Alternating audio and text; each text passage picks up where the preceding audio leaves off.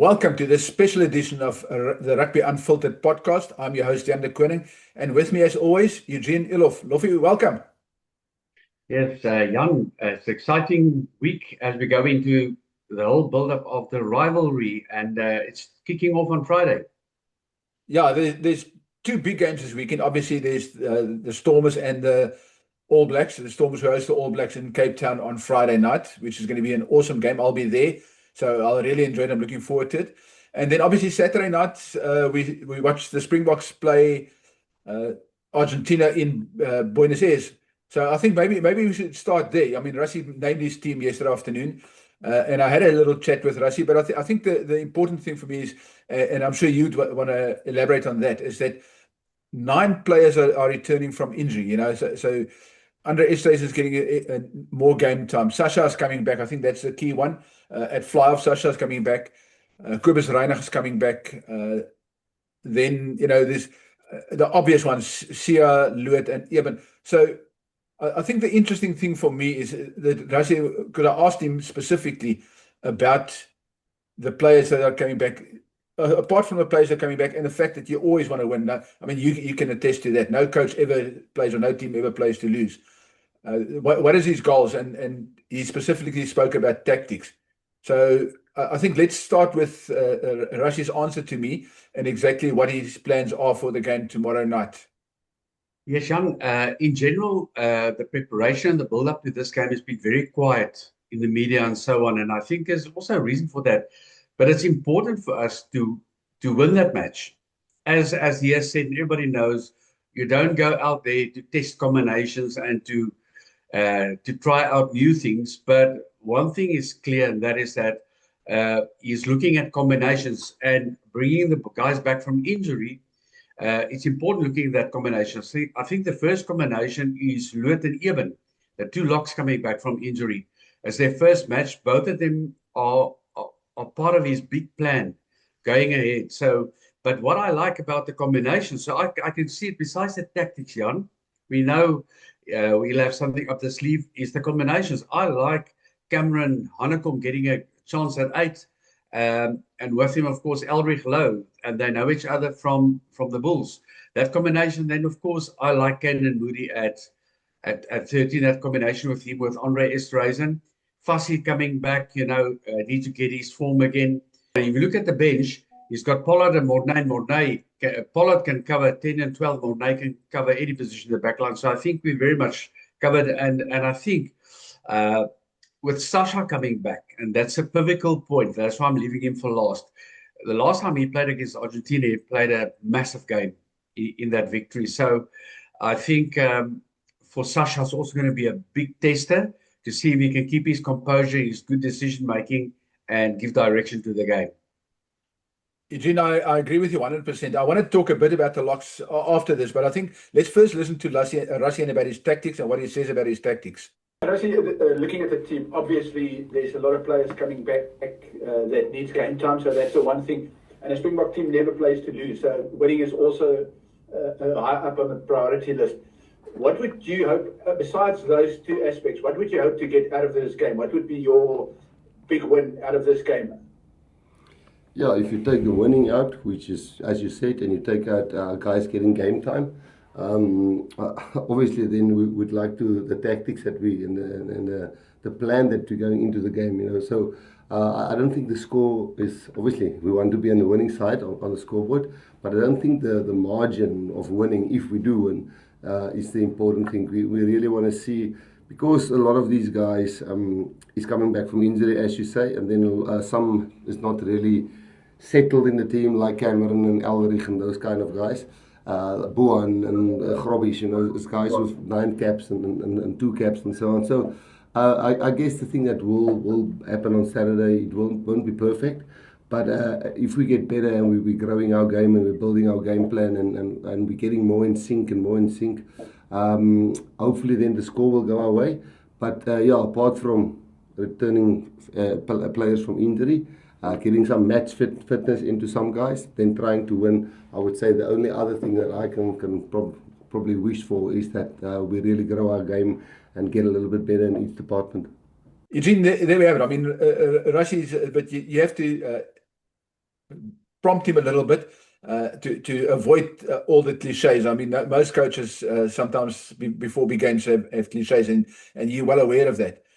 But apart from the tactics, he also spoke about the locks. I mean, you spoke about Louet and Eben and the importance.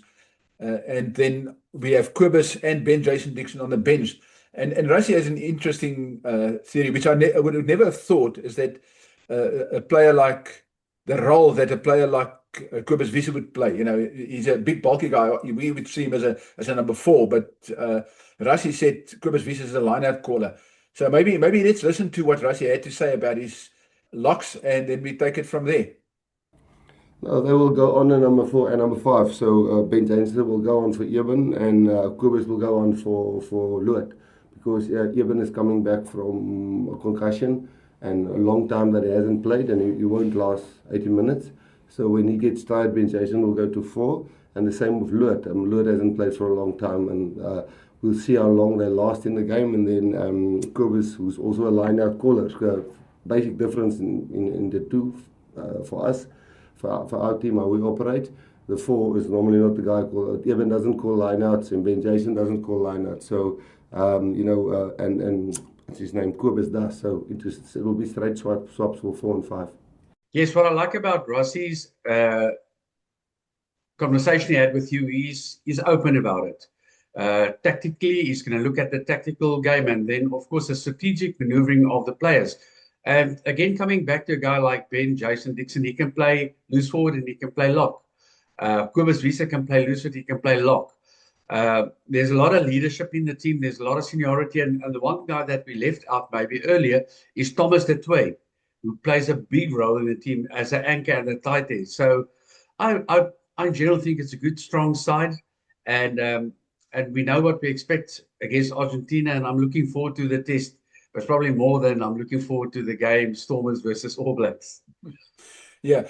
Lovely, let's quickly run. And before we move to the Stormers All Black game, which I also want to chat a bit about. If we look at this team as it is, and now we look forward towards the first test against New Zealand, which positions would you change? I know which ones I would change and what possible changes I would make, or most likely I think I got a good idea of what changes Rassie would make. But which positions do you think, as guys that's currently in South Africa, would come into this team as a starting player? Let's look at the starting 15. Jan, that is a very, very, very difficult question currently.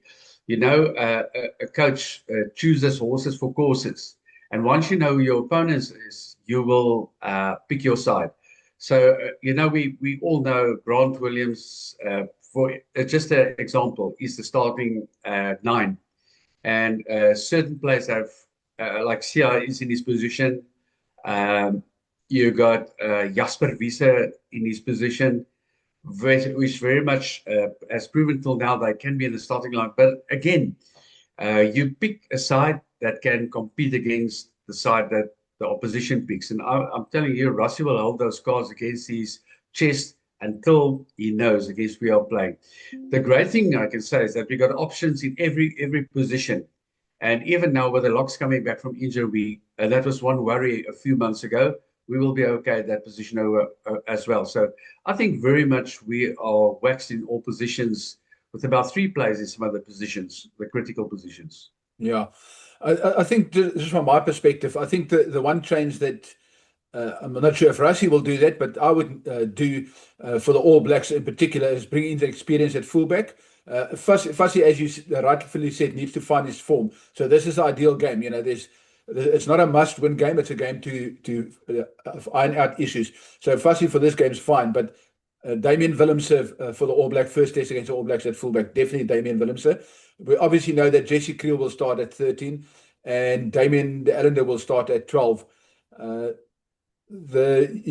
think you're right about Grant at number 9, Jasper at 8, Pieter-Steph du Toit we know will start at number 7, Sia at 6. The locks will probably stay the same. Thomas will probably start as well. And then Malcolm Marx will come back at hooker. And with Ox out injured, I think I can see Gerard Steenekamp starting at number 1 and Bowen go to the bench. But those are the changes I think it might be made for the All Black test. Yeah, Jan, I think you're very close to being accurate. But also, now, what will have a big influence on that is this weekend's game. Guys standing out, and maybe guys not healing from the injuries yet or getting injured. That's why you'll pick the side once you know who's healthy, who's ready, and who can take on the contest. But Eugene, you know, as in the media, there's no greater game than trying to play Springbok selector. I mean, we've got about 60 million Springbok selectors in this country.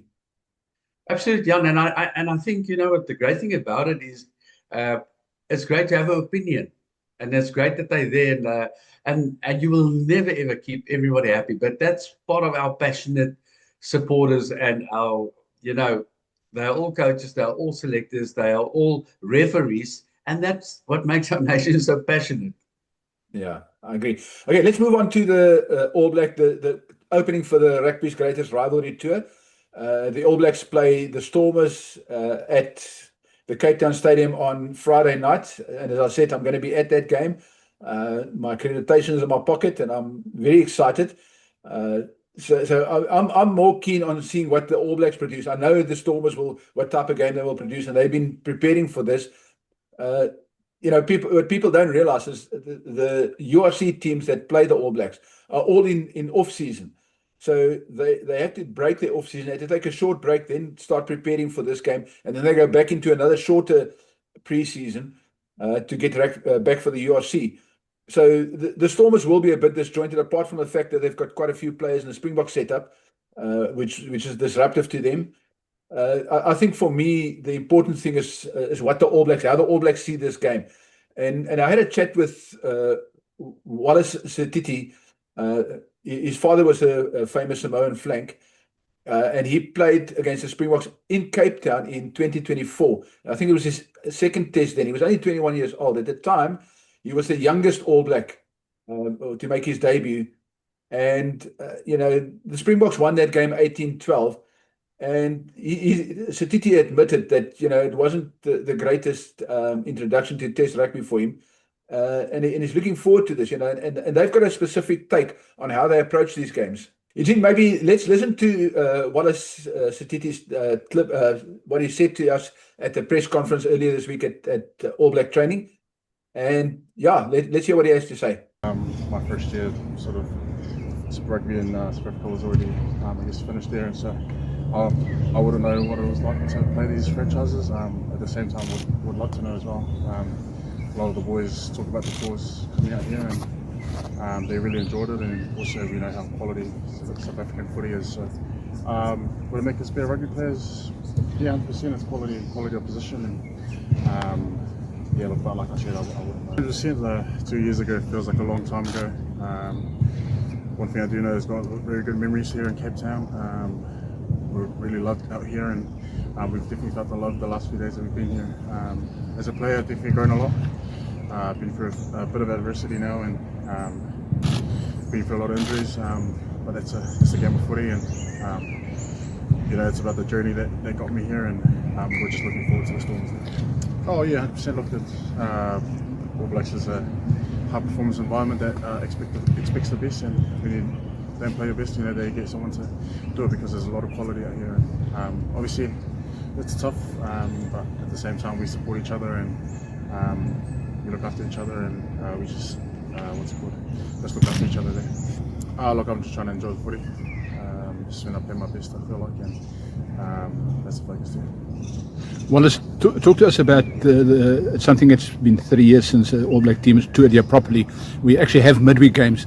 Talk to us about, as a player, having midweek games, having midweek opportunities to perhaps force your way into a starting test team. Yeah, 100%. Look, I think those midweek games against the super franchises, we treat it like it's a test match. We know what the quality is like here, and we'll prepare accordingly. At the same time, it's a lot of opportunity. Also, we get to play footy. We just love playing footy, and there's a lot of games that we can put our best foot forward, and we'll enjoy that opportunity. Yeah, they're a big pack. That's what we know. Big forward pack that loves to run the ball, loves collision battle. So we've got to respect them up there. They love to use the ball as well. So we've got to be able to match them up front, be able to use the ball as well on our side, and just being able to to give our sort of our backs and our players out wide open for the opportunities there. But yeah, they're just here to enjoy it. It's sort of the best time of our lives at the moment, and we'll make sure they enjoy the next 6 to 7 weeks. And I guess that's what we're going to do. Oh, look, I think one thing we know is that Cape Town loves the All Blacks, and we've definitely felt the love here the last few days, and so we're extremely grateful for everyone that's reached out, not only came to the welcoming, but also just hanging around in and around the hotel and around the streets has really shown some love. So we're just extremely grateful for the people of Cape Town, and hopefully we'll see a few more of you guys on Friday. It's so great to hear him talking, Jan. And if you watch his body language, he was thinking very, very, very deep what to answer and how to answer. But a few things stood out.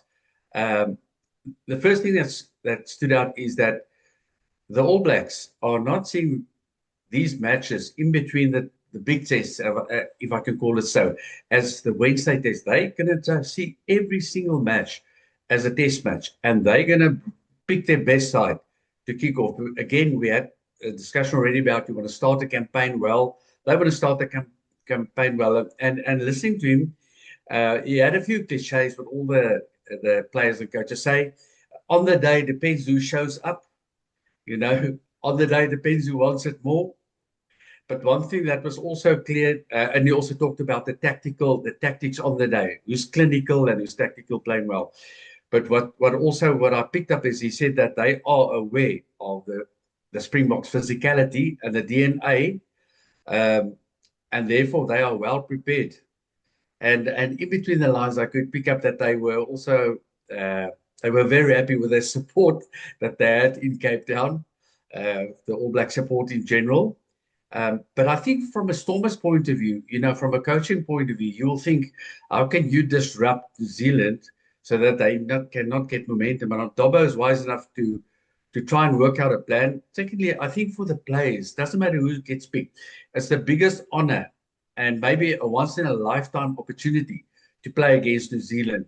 Previously it would be if you could play against the British and Irish Lions. Now you're playing against New Zealand. So I think it's going to be a cracker of a game. It'll be great to see what new tactics the Stormers can have to maybe counter the onslaught, because it's going to be an onslaught of New Zealand.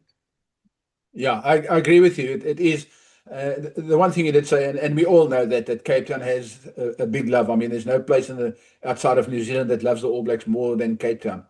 So, it's quite funny. I mean, I was there last Friday when over 4,000 people turned up to welcome them. So, this is one of those things in our country that we have. But I'm sure there'll be a few more spectators tomorrow night also supporting the Stormers. The Stormers faithful will be there. So it's going to be interesting. I want to ask you, before we sign off, what your predictions are for the two games, and then I'll give mine afterwards. Okay, my prediction is Stormers versus All Blacks. The All Blacks by 5-10, and I hope I'm wrong. I can say I'm going to predict from my heart, but if you man up and you take the players, it's not going to be a close game. But I hope that the Stormers come out of the box and they can win it. But I think the All Blacks are going to win it. I think South Africa, we need to win that match.